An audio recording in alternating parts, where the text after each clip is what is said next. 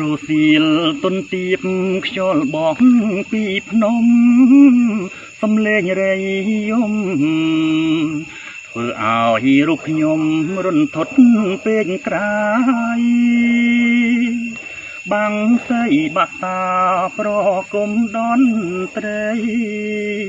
បំពេមុំស្រីកណ្ដាលទ្រូងព្រៃសូរិយាជ្រៀលជ្រេត្រ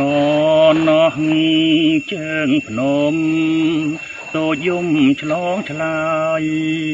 អោភូមិខ្ញុំមកនឹកមិនភ្លេចទេបផាកាប្រៃរីងគ្មានទំនេរកូលន់បំពេអានុសារី